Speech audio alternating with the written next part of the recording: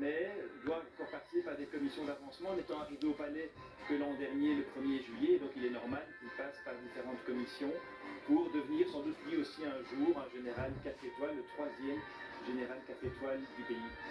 Et nous voyons le roi Corentin qui monte dans son fameux lynx. C'est un véhicule de commandement avec lequel il va passer les troupes en revue. C'est un véhicule de commandement donc, qui a été beaucoup déployé, qui a rendu de fiers services à la défense, mais qui va être remplacé maintenant par le véhicule Falcon, qu'on va beaucoup voir dans ce défilé. Ici, il est adapté justement pour la revue des troupes qui est très symbolique en fait. Hein. C'est le commandant des troupes, en tout cas le chef et ses troupes. Il y a une reconnaissance mutuelle entre eux et il va se montrer à ses soldats. Ceux-ci, à l'inverse, sont alignés et ils vont rendre les honneurs à leur chef. Et ensuite, ils vont pouvoir défiler pour montrer qu'elles sont prêtes au combat. On va voir les images, effectivement, dans un instant. Regardez, Bart de Wever s'entretient avec l'un des responsables des services de douane qui défile aussi. Ce sera pour tout à l'heure, après le défilé militaire. N'oublions pas, il y a la partie civile. Regardez, on peut bien l'observer maintenant, ce fameux lynx, avec ses 4 étoiles dont Vincent faisait référence. Et évidemment, tout autour de ce lynx royal, tout un dispositif de sécurité. La famille royale est présente, de nombreuses personnalités politiques, et on l'a déjà vu avec Laurent Henrard, il y a tout un dispositif de sécurité exceptionnel. Le roi qui est rompu, finalement maintenant à cet exercice du passage en revue des troupes, c'est son 12e défilé en tant que chef des armées, en tant que roi, ici en Belgique, et il y aura un petit moment sans doute un peu particulier pour lui, puisque quand il passera devant l'école royale militaire, il y aura un élève Corentin qu'il connaît particulièrement bien. Il paraît que c'est son fils, le prince Mais Gabriel. lequel? Ah, le Gabriel, voilà, qui est maintenant, il a terminé sa 3e année à l'école royale militaire, il est sous-lieutenant de la force terrestre, il le sera en tout cas à partir de septembre, et prêtera serment le 26 septembre. Et donc, il entre en Master 1 de l'école royale militaire. On ne manquera pas ce moment, surtout aussi quand en tribune, on sait à quel point la reine Mathilde est toujours très fière quand elle peut voir ses enfants ici défiler juste devant elle. Un mot peut-être aussi, Vincent, avec vous, pour revenir sur cette prise de commandement, qui est un acte symbolique très fort. Ça s'est passé aujourd'hui au boulevard Albert II. Traditionnellement, ça se passait du côté du rond-point Schumann. Oui, en raison de travaux, mais il faut dire que le défilé n'a pas toujours eu lieu place des Palais non plus. Il y a parfois eu des défilés militaires à Ostende, à l'occasion d'anniversaire de la marine, des défilés au cinquantenaire, au Ezel, donc ça n'a pas toujours été place des Palais, mais c'est le cas cette année-ci. Et regardez. C'est la tradition. Premières images aussi des décollages, Corentin, des différents aéronefs. Avec la météo d'aujourd'hui, on se demande si tous les hélicoptères, tous les avions vont pouvoir voler. En tout cas, certains décollent, on en est sûr. Voilà, alors on croisait les doigts et on a eu confirmation que normalement nous verrons tous les aéronefs, à moins d'un grand changement météorologique, mais on croise vraiment les doigts pour ça. Voilà, on croise les doigts. Et on voit le roi donc qui passe les troupes en vue dans le sens inverse. Donc on vient de voir le service médical qui normalement clôturera le défilé tout à l'heure. Et regardez aussi, pour le volet plus politique, cet échange, ces grands sourires entre Georges-Louis Boucher, le président du MR, et le ministre des Affaires étrangères. On imagine que Maxime Prévost est sans doute en train de lui raconter à quel point la nuit fut longue. Ça a l'air en tout cas de bien se passer entre ces deux-là, alors qu'on le sait, il y a eu un peu de tension dans l'air pendant ces dernières heures de discussion. On voit aussi, là on devine déjà des embarcations aussi du service de déminage. On le verra évidemment tout à l'heure bien mieux, bien plus en détail quand les troupes défileront ici sur la place des Palais, on devine, des véhicules du génie, des véhicules de la construction. Pendant ce passage en revue, je vous propose aussi de continuer à voir ce qui se passe ici du côté de la place des Palais et aux alentours. On va retrouver Éric Bévert dans le Parc Royal. Après le massage et après la pêche au canard, manifestement, on va augmenter le niveau. On passe aux activités sportives, Éric.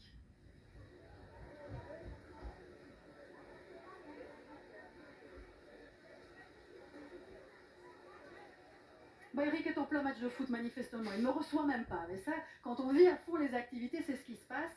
Mais heureusement, côté image, vous voyez ici, on est bien occupé, surtout du côté du passage en revue des troupes avec le roi. On devine effectivement déjà les premiers véhicules. Là, je pense qu'on est du côté de la logistique, Corentin. C'est la logistique et on peut le voir. Donc il y a de l'eau potable dans une des citernes.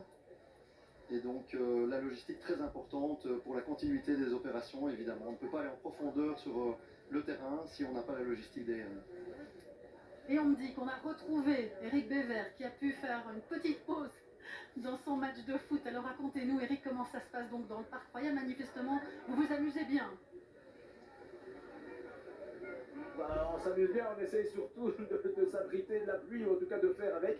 Non, je voulais vous dire qu'en fait dans le parc il y a énormément d'activités et certaines nécessitent des longues files ou provoquent de longues files. Par exemple ici, pourquoi ces gens avec beaucoup d'enfants sont en train de faire la file à votre avis? Eh bien regardez, parce qu'il s'agit de tirer un penalty, enfin plutôt de tirer un but dans une cible. On va regarder le suivant, voir s'il va faire. Attention, attention, et là je peux vous dire que ça a du succès chez les enfants. Voilà, bah, c'est raté, mais enfin. Et alors on peut se demander pourquoi ce stand organisé par qui? Est-ce que c'est l'Union belge de football qui recrute? Est-ce que c'est l'Union belge qui recrute? Non, rien à voir avec l'Union royale de foot. C'est l'initiative de la FSMA, c'est le contrôleur financier de la Belgique qui est là chaque année présente dans le parc royal lors du 21 juillet dans le cadre de son programme d'éducation financière qui s'appelle Wikifin, qui a été créé en 2013 et qui entre-temps est connu par presque 30% des jeunes. Et l'idée, c'est de rendre Wikifin encore plus connu auprès du grand public belge. Quel est le lien avec le football et une cible alors? C'est juste un jeu ludique pour attirer les gens. Vous voyez que ça marche comme la tonnerre. On distribue aussi des ballons comme on fait chaque année. Et vous verrez que dans tout le parc, il y a des ballons Wikifin. Ah oui, effectivement, c'est un peu ça le parc aussi. C'est des associations qui organisent des petites actions ludiques pour faire parler d'elles. En attendant, on va aller trouver un autre endroit où on va vous laisser. On va aller trouver un autre endroit qui a beaucoup de succès. Ce sont les baraques à frites, à churros, à Barbapapa. Je veux dire que là, il y a du monde. À tout à l'heure, Eric, merci de nous vivre cette belle ambiance dans le Parc Royal malgré la pluie. On va dire qu'en Belgique, on a l'habitude, et c'est pas ça non plus qui a freiné le roi, qui est toujours là, fièrement à bord de son lynx royal pour passer en revue les troupes. Et Vincent, c'est vrai qu'il y a une très grande proximité entre le roi et les forces armées, et ce depuis toujours avec la formation, par exemple, qu'il a suivie. Depuis toujours, et en particulier pour le roi Philippe, effectivement, parce qu'il est passé par l'armée lui-même plusieurs années. Tous les rois ne sont pas passés par la défense avant de devenir roi. Et puis ses enfants aussi. La princesse Elisabeth a passé toute une année à l'école royale militaire. C'est ainsi qu'elle portera un uniforme tout à l'heure. Sera-ce de la marine ou de la composante air de la force aérienne, peut-on dire désormais, nous verrons. Mais alors c'est vrai qu'il y a aussi les officiers d'ordonnance qui sont proches du palais 24 heures sur 24, se relayant de semaine en semaine. Il y a aussi ces rencontres du roi en mission. Il est allé souvent voir les troupes en mission lorsqu'elles sont à l'étranger, en Roumanie, en Lituanie récemment, et déjà comme prince pouvait passer Noël ou Nouvel An fort loin, proche du Moyen-Orient, lorsque nos troupes étaient envoyées là-bas. Regardez, le défilé aérien, comme on le disait tout à l'heure, qui se prépare. Là, on est à bord d'un NH90, Corentin, je pense qu'il a décollé de la mer du Nord. Donc il vient de la base de Coxide, c'est un NFH, comme on appelle ça, donc c'est la version marine. Ces hélicoptères servent au sauvetage en mer. C'est en fait le remplaçant de notre ancien Sea King bien connu, avec cette couleur bien particulière. Et il faut savoir qu'on a pour objectif dans la version stratégique également d'acheter 4 nouveaux hélicoptères de sauvetage en mer.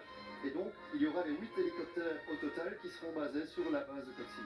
Voilà, et de voir cet hélicoptère qui a décollé, c'est une bonne nouvelle. Ça veut dire qu'on le verra tout à l'heure ici au-dessus de la place des Palais. Et au-dessus de la place des Palais, il y a aussi quelque chose de visible, même s'ils travaillent dans la plus grande discrétion, ce sont les tireurs d'élite. On les avait vus tout à l'heure travailler aux côtés de Laurent Rat.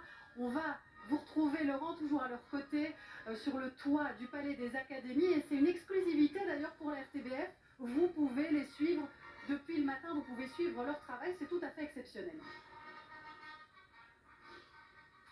Exactement, Ophélie, tout comme vous, ça fait déjà quelques années que je couvre le 21 juillet, cette fête nationale, et jamais jusqu'à présent on avait pu suivre ces tireurs d'élite ici en opération. Ça a commencé tôt ce matin. D'abord, ils se sont préparés dans leur caserne à Etterbeek, et puis ils se sont rendus sur le lieu du Tédéum, cathédrale Saint-Michel et Gudule, et on a pu les suivre sur un lieu stratégique, la terrasse de la Banque nationale de Belgique. C'est de là qu'ils opéraient ce matin pour surveiller la foule, et c'est toujours le même procédé qui est en place actuellement à quelques minutes du défilé militaire et civil. Ils fonctionnent par deux, en binôme, un sniper et un observateur. Ils communiquent entre eux.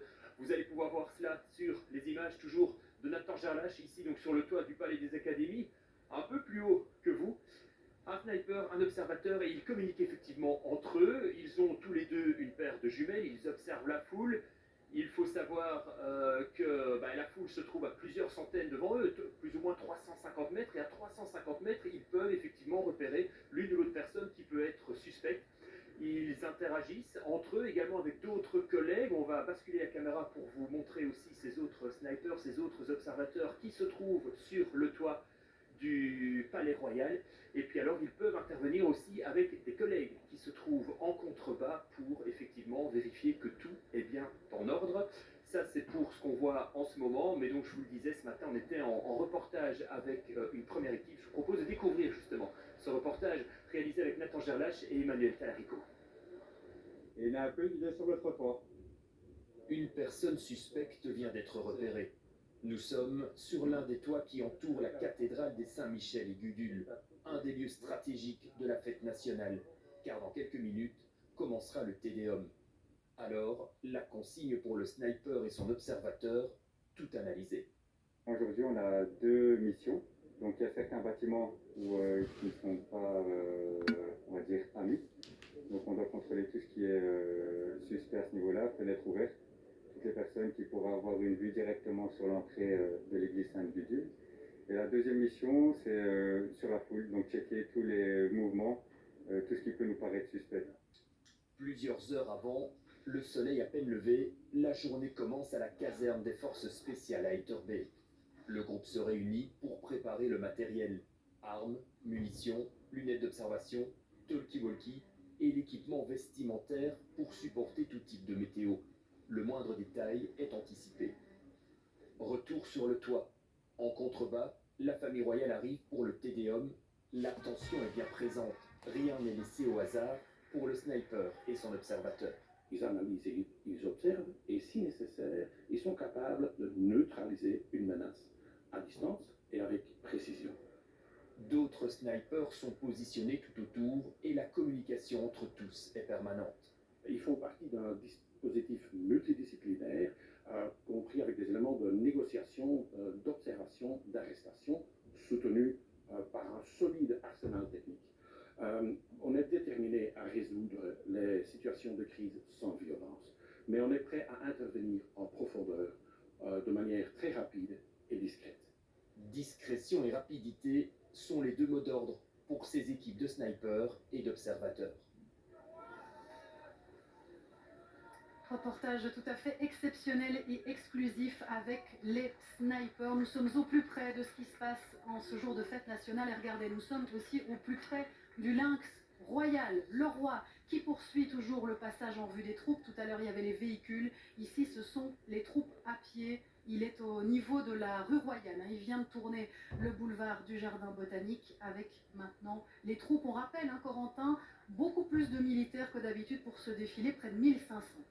1500 militaires qui représentent l'état de préparation, donc de plus en plus de personnel sera prêt à se déployer, raison pour laquelle notamment ils seront pour certains en bœuf. Et on peut voir ici, ils passent devant les écoles hyper importantes également, L'école royale et le des recrutement, sous-officiers. l'école royale des sous-officiers avec des bérets noirs, les cadres noirs, pardon. Et donc, ils vont être les prochains cadres de cette défense, donc la colonne vertébrale de cette défense.